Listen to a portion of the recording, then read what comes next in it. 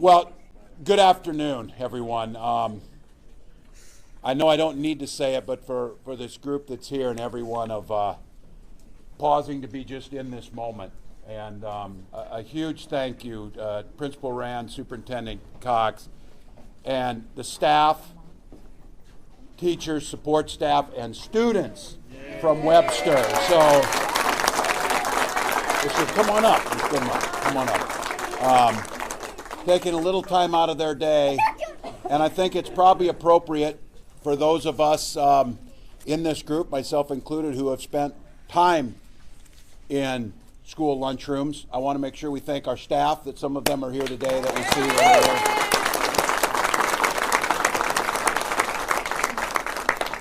As a young teacher, we were tasked with a lot of things. Myself was taking tickets at the lunchroom as students went through. And I think those of us that have spent some time and understand that the lunchroom for breakfast or lunch, well, certainly a place for nutrition, certainly a place to make sure that we had enough to eat before we went to school, was more than that. It was a place to be with our peers. It was a place to socialize. It was a place to relax for students, a place to feel good, to laugh, to tell jokes. That's what the lunchroom was supposed to be. This bill today is making sure that every student can partake in all of those things. One, having enough food when they get to school, making sure that it's not a concern, but also making sure there's no stigma attached to understanding that sometimes food insecurity is a lot closer to us than we think. And I'm going to give a huge thank you. This is part of a coalition.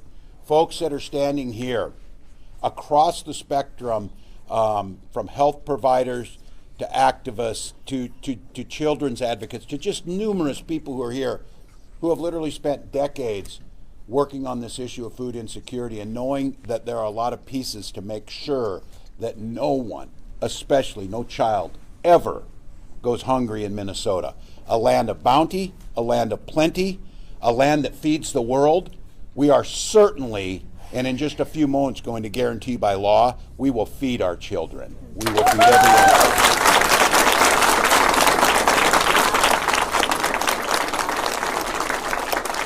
Lots of thank yous. If this were easy, it would have been done a long time ago. Because I'll guarantee you, the vast majority of Minnesotans agree that making sure every child has a full stomach when they come to school is something that they want. But it didn't get done. It didn't get done until certain people were in positions to make sure it got done. I'll start out by once again, and I'm never going to get tired of this, thanking the most effective Speaker of the House and Speaker Hortman that we have ever experienced.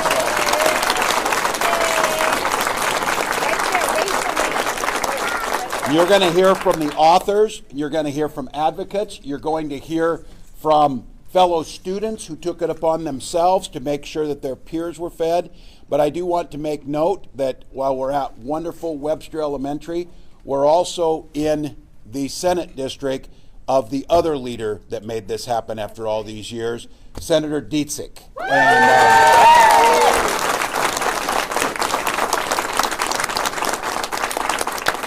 Senator Dietzich, in her humble way, from her hospital bed after having surgery, texted and said, enjoy today. We're glad to be able to get this done. And then said, and hurry back because we have more work to do. And so Senator Dietzich understands this. The legislators you're going to hear from, the advocates that are here, I just can't express enough how this makes such a huge difference. And to those families out there, all families, this just makes so much sense. The capacity to make it a little bit less stress on you, a little bit less cost on all of you. For the schools, a little bit less paperwork that you have to do. The assurance that somebody's not falling through the cracks because a busy parent didn't fill out the right forms. We're removing all of those barriers. It's as simple as that. And in the long run, on the individual basis, every child with a full stomach. On the long run piece of this, reductions in childhood poverty rates that increase our academic achievement, increase the opportunities that every single one of these children will thrive in Minnesota. So that goal of making this the best state in the country to raise a child, we now become the fourth state to guarantee permanently universal meals. And that's a position that Minnesota has always been in.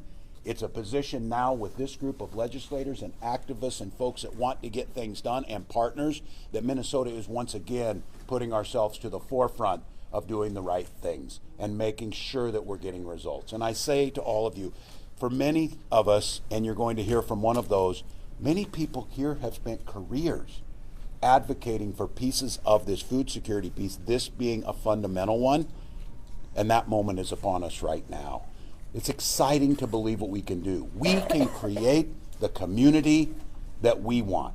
We can create the positive outcomes we want, and we can see those results not next year, not in a decade. We can see them now. So to all of the people who made this happen, I can't express my gratitude enough. For the people of Minnesota, I hope the sense of what we've done together and what we can do collectively can make such a positive difference. And someone who has spent her entire lifetime in this very space as the Executive Director of Children's Defense Fund, as an advocate in the legislature, as an advocate on the Minneapolis School Board, and now as our Lieutenant Governor, Peggy Flanagan.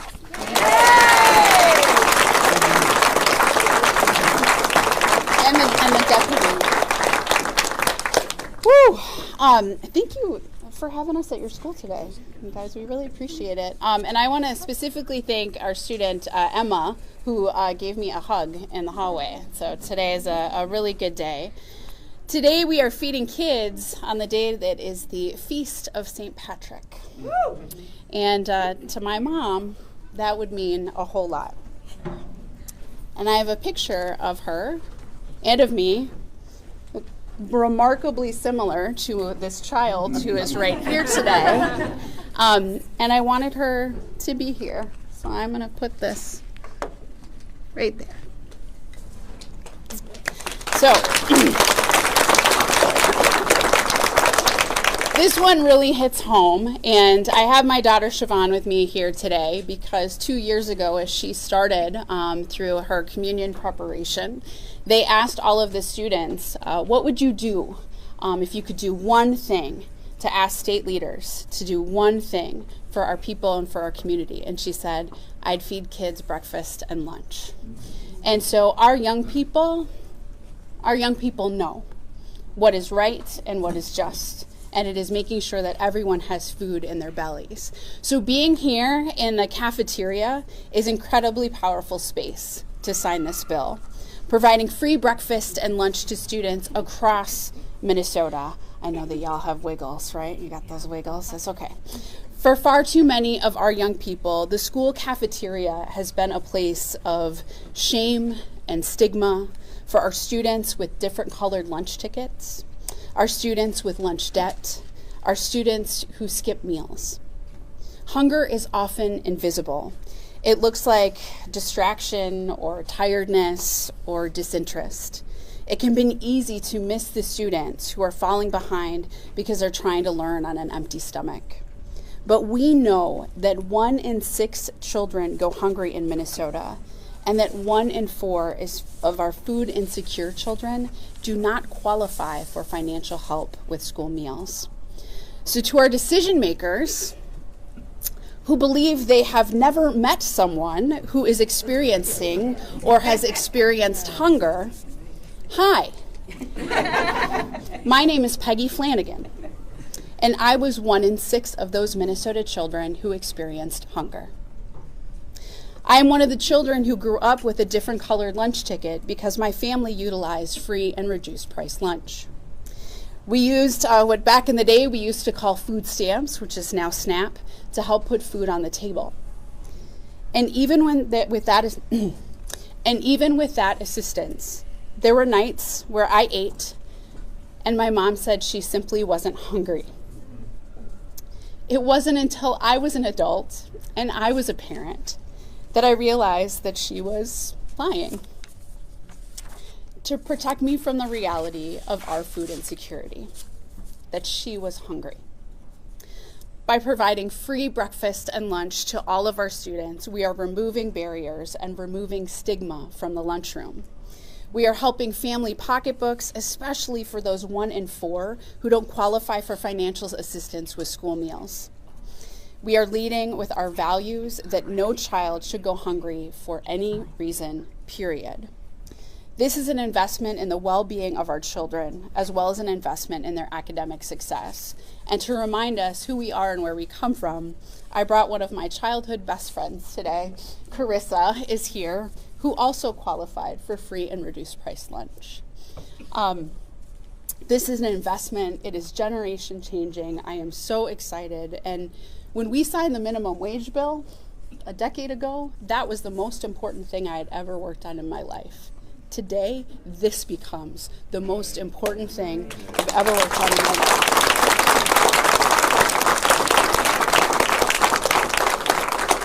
I was at my mom's house cleaning just this past weekend as we're getting ready to move all the furniture out. And I know when the bill passed the Senate, and I burst into tears and I kept crying throughout the day.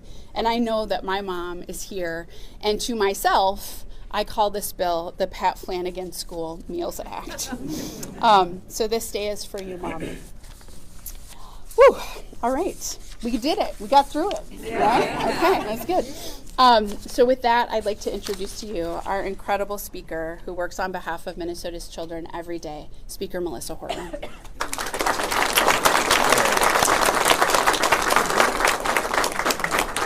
Well, good afternoon. Today is another really good day for this group to be together. I'd like to really thank the governor, the lieutenant governor, the DFL-led House, and the DFL-led Senate for acting together to make sure that Minnesota's children aren't hungry at school, but that they are instead ready to learn. It's very simple, and I think Siobhan and I have the same position that kids, when they come to school, should be able to go to the cafeteria and get breakfast, and then at lunch they should all be able to do the same thing. And I'll be happy to be a logistics manager if there are children who have permission to have their photograph taken and they want to come stand back here, they can do that. I know we have really important laws that protect student privacy, and I don't want to have anybody in pictures who doesn't have permission to be in pictures. Okay, I got the thumbs up from the school officials, so feel free. Siobhan and I are right. Governor Walz, Lieutenant Governor Flanagan are right. Kids should not be hungry at school. They can't learn when they're hungry, and today we're doing something about it. So I'm so privileged to be part of the group of people who made this happen. Really thankful for my Senate partner, Senator Carrie Diedzik, who we miss at the Capitol very much, and we are eagerly awaiting her return. And a lot of credit to the House author, Representative Sidney Jordan, and the Senate author.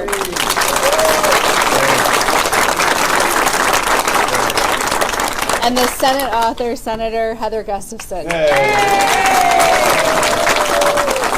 with that, I will introduce Senator Mary Kunesh, who is here in Senator Diedzick's place. Yay. Hey. Well, good afternoon, everyone. I am State Senator Mary Kunesh, and I'm the Chair of Education Finance, and I could hardly wait for this bill to come to our committee. Early on, actually before this past election in November, I had the privilege of campaigning with Senator Gustafson, and I asked her what her priorities were. What did she want to get done? And the first thing she said is, I want to pass universal lunches. Yeah.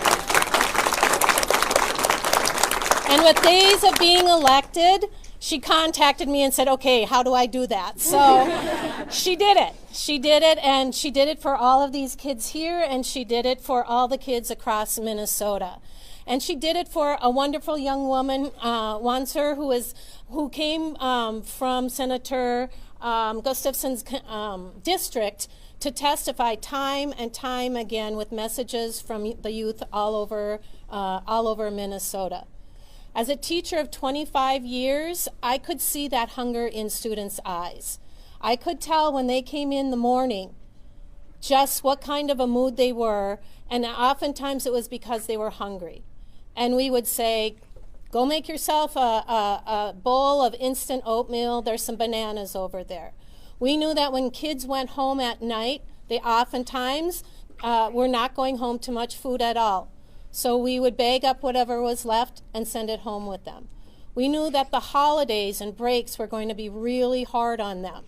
So we know that the least that we can do is make sure that every kid no matter what their financial situation is at home, has that opportunity for a breakfast and for a lunch. Because without that, our kids can't learn. And without that, we don't have that connection to those families in order to support them. And so on behalf of our Majority Leader Dietzick, on behalf of our committee, and on behalf of the State Senate and Legislature, I can't tell you how proud I am this afternoon to be here and celebrate, especially with these kids, especially at Webster. I used to live a block right that way. I have relatives across the street, and my son's duplex is just over there. So this is like coming home, and I can't think of almost a better school to do this in. Thank you all so very much. Yay. And now we will have State Representative. Yay.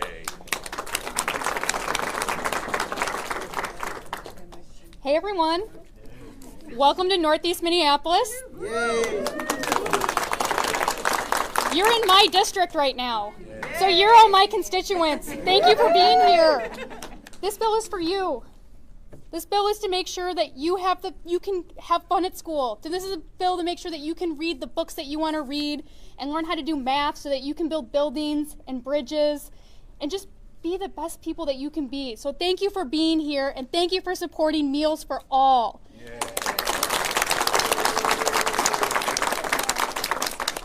This is such a happy day for everyone in Minnesota, because even though I'm excited to be surrounded by my constituents, this is a bill for everyone in Minnesota, whether or not you eat lunch in school. This is a bill that's going to make Minnesota a better place for all families. And so thank you. Thank you for being here. I'm reminded about the stories we heard in our committee when we were discussing this bill. I'm thinking about Amber from Duluth, who makes just too much money to qualify for school meals for her kids, and so that means that she goes without food. I'm thinking about Lori, who's with us today, who during the pandemic knew which kids needed the most food and would ding-dong ditch them bags of groceries that she paid for. I'm thinking about Colleen and the years of work that you put into this to make sure that everyone in Minnesota could be fed. Yay.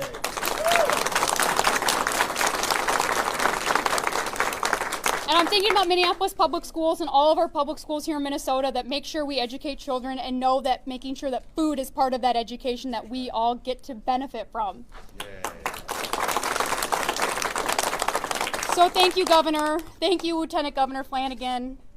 You did this, we all did this, and we all get to eat. So thank you. And I'm so excited to introduce Senator Heather Gustafson. If you can come on down.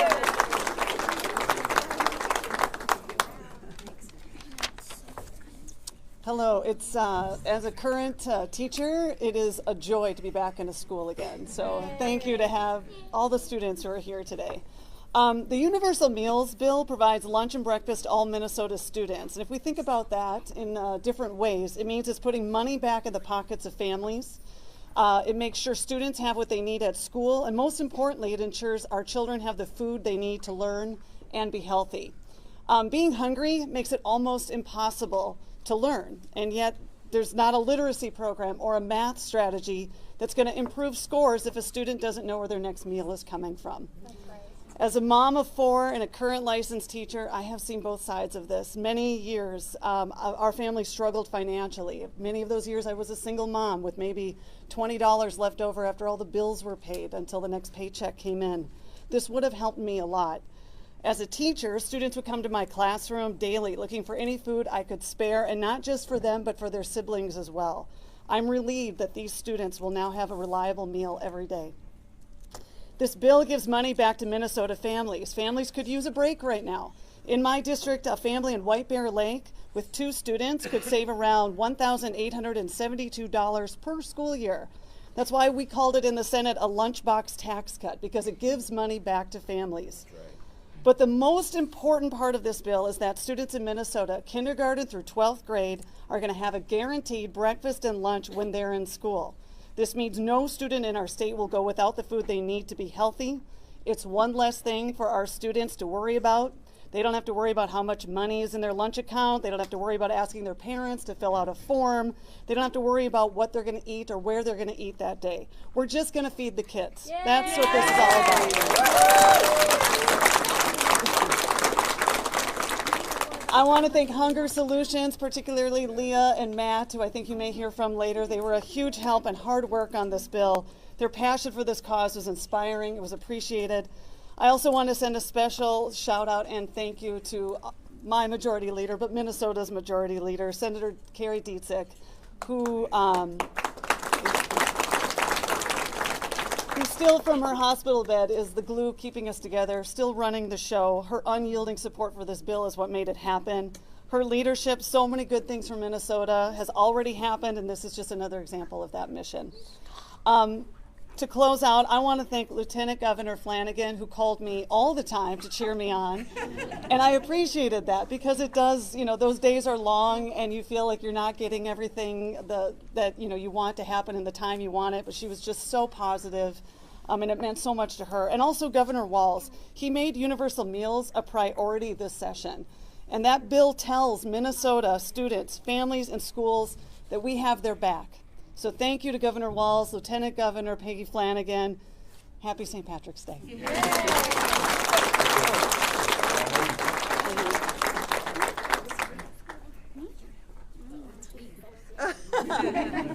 Well, it is a wonderful thing to be here today. Okay, I'm going to try and get through this without crying, and you hold this Kleenex, and if I start crying, you can give it to me, okay? 17 years ago, after I had been in this position for a while, I was at a food shelf, and this little boy took a fruit roll-up, and he stuffed it in his jacket, and I watched him do it, and he looked around to make sure nobody saw him. So I went over to the shelf, and I took down the box of the fruit roll-ups, and I said, "Hey, pal, adults don't even appreciate how delicious these are." And so I was wondering if could you take this box of fruit roll-ups? And he was nonverbal, and he held it to his chest, and he smiled at me, and he imprinted my soul. And from that day forward, I have thought about him constantly. Because we can do this. Yay. We can feed kids. We can feed adults. We can feed seniors. And we can make sure that kids can go to the lunchroom and they don't have to worry. And they don't have to worry about what ticket they have. And their parents can rest easy, sending you off to school in the morning, or your grandparents or your guardian, whoever it is. Nobody's going to call from a collection agency. Nobody's going to start a child protection case against you. We're just going to be together and have a meal. And it is a capstone and cornerstone of my career. I want to thank Leah Gardner, who ran a fantastic campaign. And Jessica Webster from Legal Aid, who's my ride and die partner. And everybody on the steering committee and the funders and everybody who was cheerleading for us, because this is for you guys, and it's worked. And I'm so happy. Thank you.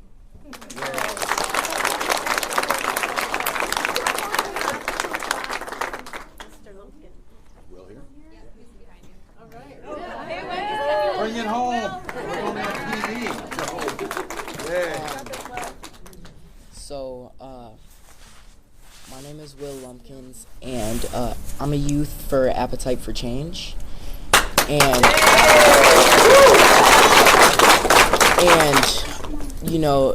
it's really, really cool to, be here and see that, everybody's going to be able to get food, because knowing just from my experiences, it's really hard to get through the day not having food. It's really stressful. You're constantly angry. You're always anxious, and when you're learning and you're in a learning environment, it should not be like that at all.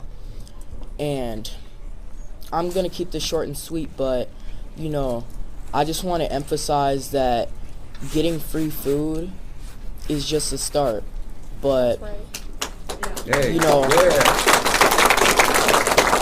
getting free food is just a start. You know, we need to have free healthy food, you know, healthy options, you know, and even go on to like give more money to the community in general, you know, to Minnesota and Minneapolis, where I'm from. And you know, I just really want to emphasize that, you know, we don't need just free food, we need free healthy food, you know, for these kids. I just want to say thank you for having me here and whatnot. And this really, you know, it really hurts my heart that like kids have to go through hunger in the first place, and they're the last people that should be going through this. That's right.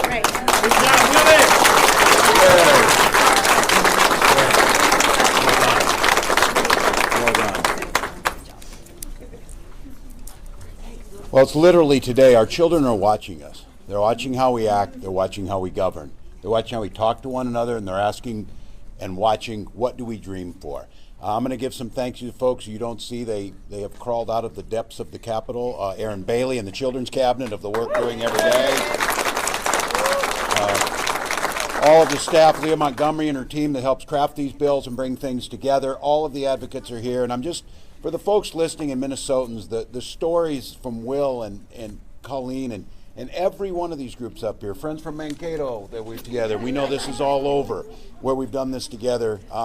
I've got two friends here who I met through tragedy, and I watched the human spirit soar, turn tragedy into a triumph are here. My friend Valerie and Clarence are here that lost a son and a nephew and decided that in memory of that they were going to erase lunch debt for students to make sure that they could graduate and not have the shame of that. Those stories are everywhere. Those stories are here. This is a politics of hope and joy. This is a politics about a positive future. This is not finding things to divide us. This is not finding the petty to try and see if you can get a hit on Twitter or something.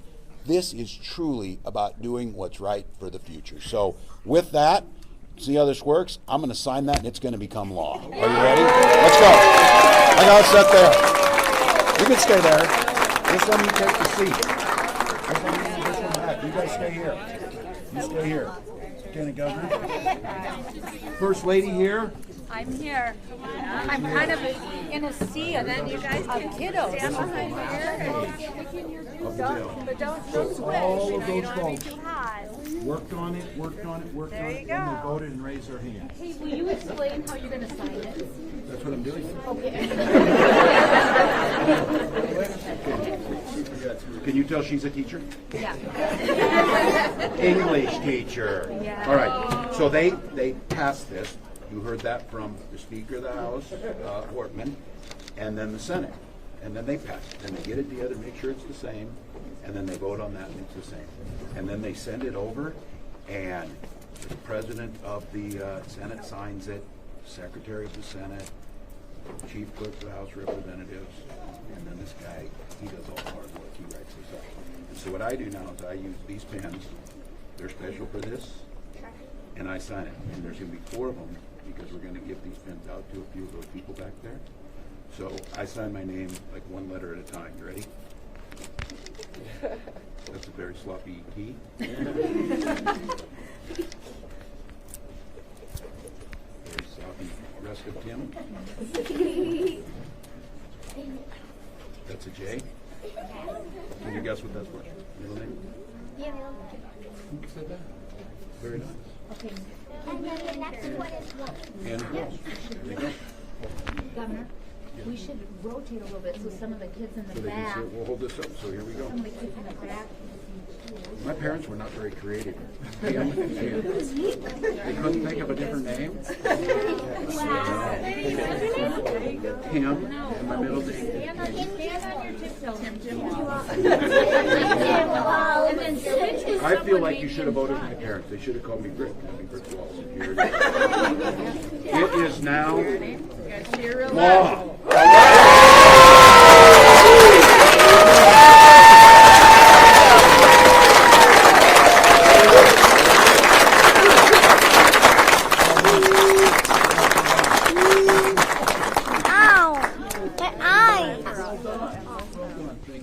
Good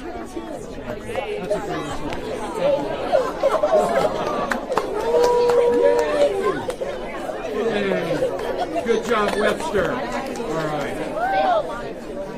All right. I want to go home. He's going to come right back here. Move up this way. Go back. Thank you. Here we go. We're going to go back to sleep. Good job, guys. Everybody was great job. Time to go back to class. So okay. All right, thanks, guys. Thank you. Thank you, guys. Thank you, guys.